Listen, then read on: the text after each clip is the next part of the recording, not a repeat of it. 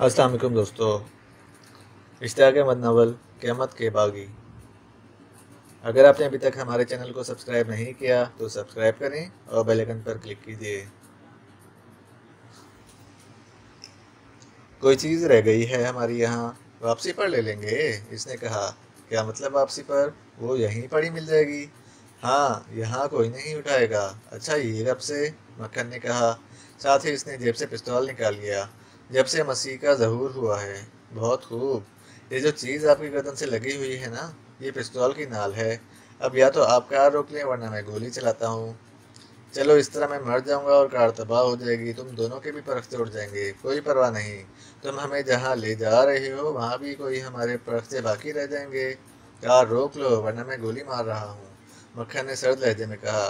अरे तो क्या वाकई गोली मार दोगे? इतनी जुर्रत है तुम में? जुर्रत का तो पता नहीं, इतनी समझ नहीं है हम में। रोक रहे हो या नहीं? मुझे अब महसूस हो रहा है कि अगर मैंने कार ना रोकी तो तुम वाकई गोली मार दोगे, लिहाजा मैं रोक रहा हूँ। लेकिन इसका अंजाम बहुत बुरा होगा। बहुत शुक्रिया, रिफ़त ने खुश होकर कहा। और तुमने इसका शुक्रिया क्यों अदा किया? इस बात का कि ये रोकने के लिए तैयार हो गया, वरना हम दोनों भी तो साथ मरते। हाँ, ये बात भी है। खैर, अब क्या करना है? तुम कार की चाबी अपने कब्जे में ले लो और सुनो मिस्टर, पिछली सीट पर आ जाओ। अब कार मैं चलाऊंगा। कार वाला कुछ न बोला। शायद इसकी कुछ समझ में नहीं आ रहा था कि क्या करे और क्या ना करे। आखिर वो उठकर पिछली सीट पर आ गया। अब एक पिस्तौल रिफत के हाथ में भी था। मक्खन ने कार स्टार्ट की और अपने अड्डे की तरफ रवाना हो गया। अब इसके सिवा कोई चारा नहीं रिफत के हम इसे बड़ों के पास ले जाएं। हाँ, ये ठीक रहेगा। तुम लोग अपनी मौत को आवाज़ दे रहे हो, ड्राइवर ने बिना कर कहा। आवाज़ हम दे रहे हैं और ये इत्तला तुम हमें दे रहे हो। ये अजीब बात है। हाँ, इसलिए कि तुम्हारी मौत मुझे तुम्हारे सरों पर नजर आ रही है। ओहो, अच्छा, दोनों ने घबरा कर कहा और अपने सरों के ऊपर देखा। यार, क्यों झूठ बोलते हो? हमारे सरों के ऊपर तो छत है, मक्खन ने मुंह बनाया। बहुत जल्द मालूम हो जाएगा कि तुम्हारे सरों और छत के दरमियान क्या है। हम दोनों देख चुके हैं, हमें वर्गलाने की कोशिश ना करो। और फिर वो इसे अपने अड्डे तक ले गए।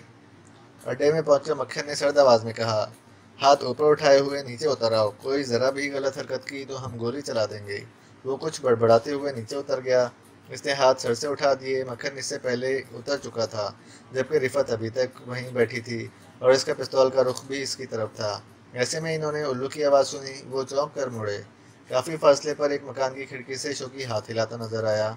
ओहो, ये मकान किस तरह तब्दील हो गया? रिफत बड़बड़ाई। इधर खतरा महसूस हुआ होगा, इसलिए इस तरफ चलो भाई। वो ड्राइवर को इस तरफ ले आए। शौकी ने मकान का दरवाज़ा खोल दिया। ये कौन है? प्रोफेसर दाऊद बोले। अभी बताते हैं। लेकिन ये क्या चक्कर है? आप इस मकान के बजाय इस मकान में क्यों नज़र आ रहे हैं? अल्लाह की मर्जी। अंदर आ जाओ, अभी बताते हैं। प्रोफेसर दाऊद मुस्कुराए। वो अंदर आ गए। दरवाज़ा बंद कर दिया गया। अब पहले शौकी ने मकान तब्दील करने की वजह बताई। फिर क्या इस तरफ अब तक कोई आया? मेरा मतलब है पुलिस। नहीं, अभी तक तो खैर पुलिस नहीं आई। बाकी लोग भी अभी तक नहीं आए। खैर, तुम दोनों की क्या कहानी है? रिफत ने जो कुछ बीता था सुना दिया। शौकी की नज़रें ड्राइवर पर जम गईं। हमारे बाकी साथी कहाँ हैं? अब तक बाकी लोग भी पागल खाने पहुंचाए जा चुके होंगे। रह गए तुम भी वहीं जाने की तैयारी कर लो। ये ना समझना कि तुम मुझे चक्कर देकर इस तरफ ले आए हो, बल्कि हकीकत ये है कि मैं तुम्हें चक्कर देकर इस तरफ लाया हूँ। क्या मतलब? आपको एक जगह पहुँचाने की ड्यूटी मेरी लगाई थी मिस्टर रॉबिल ने। मैं इनका एक मामूली सा कारकुन हूँ। ओह नहीं, इनके मुँह से एक साथ निकला। हाँ, लिहाजा तुम लोगों के गिर्द जाल बना गया। इस जाल के 8 टुकड़ियों पर नज़र रखी गई। क्या? वो एक साथ चिल्लाए। हाँ, अब तुम लोगों को भी इस पागलखाने में भेज दिया जाएगा। लेकिन कैसे? पिस्तौल इस वक्त हमारे हाथ में है। ओहो, इन पिस्तौलों की बात कर रहे हो? अच्छा, ज़रा फायर करो इससे। इन्होंने ट्रैगर दबाए, लेकिन पिस्तौलों से गोलियां ना निकलीं। इनके रंग उड़ गए। अब यकीन आया कि तुम मेरे चक्कर में आए हो, मैं तुम्हारे चक्कर में नहीं। वो हंसा। मान गए। चलो, हम अपने साथियों के पास जाने के लिए तैयार हैं। आ जाओ मेरी कार में, यानी नीली कार में। वो इसने मुस्कुरा कर कहा। वो इसके साथ मकान से बाहर निकले। इसी वक्त इन्होंने देखा इस मकान को भी पुलिस घेरे में ले चुकी थी। गोया इनके पिस्तौल अगर काम कर रहे होते तो भी वो पुलिस से नहीं बच सकते थे। हमारे परेशानी के इनका बुरा हाल हो गया। और जब वो नीली कार में बैठ चुके तो कार में एक आवाज़ उभरी। हाँ जैकी, तुम कहाँ तक पहुँचे? इन्हें एक जगह जमा करने में कामयाब हो गए या नहीं? इन्होंने साफ पहचाना, ये आवाज़ अफजाल की थी। जैकी अपनी रिपोर्ट सुनाने लगा। वो अफजाल को सुना रहा था और वो भी सुन रहे थे, हैरान हो जा रहे थे। और फिर इसने कहा, मैं इन लोगों की आखिरी किस्त को पागल खाने पहुँचा रहा हूँ। अब ये भी पागल होने वाले हैं। बहुत खूब जैकी, तुम एक बेहतरीन कारकुन हो। ये लोग तुम्हारे मुकाबला ना कर सके, मेरे मुकाबले की तो इनमें ताब ही कहाँ है। शुक्रिया। अब तुम दो लोगों के पागल होने की बारी है। पागल खाना आने से पहले पहले तुम्हें पागल होना है। लेकिन कैसे? हम क्यों होने लगे पागल? पागल हो हमारे दुश्मन। तुम क्या हो, तुम्हारे तो बड़े पागल हो गए और अपनी खुशी से पागल हुए, ज़बरदस्ती नहीं। पता नहीं तुम कैसी बातें कर रहे हो। भला वो अपनी खुशी से क्यों पागल होने लगे? जब तुम अपनी खुशी से पागल हो जाओगे तो जान जाओगे। वो भी हो गए होंगे। खैर देख लेते हैं, अभी दिखा देता हूँ। इन अल्फाज के साथ ही कार की रफ्तार बढ़ गई और फिर इन्हें डर लगने लगा। अरे ये क्या कर रहे हैं? इस कदर तेज़ रफ्तारी? अगर इस कदर तेज़ नहीं चलाऊंगा तो तुम पागल कैसे होगे? क्या मतलब? तेज़ चलाने से पागल होने का क्या ताल्लुक? बहुत गहरा ताल्लुक है, बल्कि चोरी दामन का ताल्लुक है। इसने हंसकर उर्दू में कहा। हाय, तुम तो उर्दू भी बोल लेते हो। हाँ बस क्या किया जाए, मुझे बहुत सी ज़बानें आती हैं। आखिर ये चक्कर क्या है? हमें पागल खाने में क्यों बंद किया जा रहा है?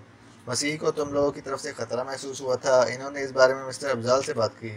इन्होंने यही फैसला किया कि तुम लोगों को एक ऐसी जगह डाल दिया जाए जहाँ से तुम निकल ना सको। वो पागल खाना ज़रूर है, लेकिन चिड़ियाघर की किस्म का। क्या मतलब? इस पागल खाने पर टिकट लगा हुआ है। हम समझे नहीं। हालांकि बूढ़े, तुम अच्छी तरह समझ गए हो कि मैं क्या कह रहा हूँ। ओ मालिक, क्या इस पागल खाने के पागलों को देखने के लिए टिकट लगा हुआ है? यानी लोग इन्हें देखने के लिए आते हैं? हाँ, अब तुम लोगों की तफरीह का सबब बनोगे। हमेशा इस पागल खाने में रहोगे। वहाँ से निकलने की कोई तरकीब भी तुम लोगों को नहीं सूझ सकेगी। अल्लाह अपना रहम फरमाए। यहाँ पागल खाना भी लोगों के लिए तफरीह का बना हुआ है।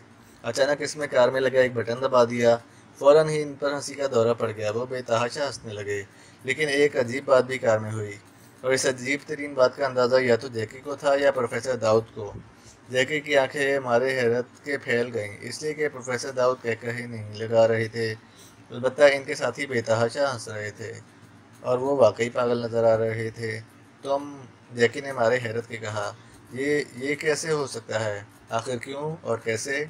मैं कोई आम इंसान नहीं हूँ जो इसे तुम गैस के ज़रिए पागल कर दोगे। मैंने इस कार में लगे हुए बटन और इस नन्हे से सिलेंडर पर लिखी हुई गैस का नाम पहले ही पढ़ लिया था। हमारी तरफ इसको कैनाबस कहते हैं और उर्दू में इसको भंग कहते हैं। नशा करने वाले इसे घोट कर पीते हैं और फिर जब तक नशा रहता है पागलों की तरह हंसते रहते हैं। लेकिन तुमने इस गैस का तोड़ किस तरह कर लिया? मैंने कुछ भी नहीं किया, मुझे तोड़ करने की ज़रूरत ही नहीं थी, वो बोले। आखिर कैसे? मैं तुम्हें अपना राज क्यों बताऊं? क्या तुम बता सकते हो हम अफजाल से कहाँ मिल सकते हैं? ये बात तो खैर किसी को भी मालूम नहीं है। क्या राबिल को भी मालूम नहीं? ओह, तो तुम ये भी जानते हो? जैकी पहुँचका रह गया। मैंने बताया ना, हम लोग आम लोग नहीं हैं। आखिर रोबिल और अफजाल क्यों हमसे खौफजदा हैं? पूरी दुनिया को वो उंगलियों पर नचा रहे हैं। इन्होंने दुनिया में ईसाइयत का परचम लहराया है, पूरी मखलूक को ईसाई बना दिया है, लेकिन वो हमसे खौफजदा हैं। इनके खौफजदा होने का सबूत यह है कि इन्होंने हमें पहले हमारे हाल पर छोड़ने का ऐलान किया ताकि हमारी बेबसी का तमाशा देख सकें, लेकिन फिर ना जाने क्यों इन्होंने खौफ महसूस किया और हमें पागल खाने में पहुंचाने का फैसला किया। अगर वो हमसे खौफजदा नहीं है तो ऐसा करने की क्या ज़रूरत थी? जैकी खामोशी से कार चलाता रहा। यह शायद प्रोफेसर दाऊद की बातों का इसके पास कोई जवाब नहीं था। बाकी लोग अब भी बेतहाशा हंस रहे थे। मिस्टर जैकी, आपको सांप सूंघ गया क्या?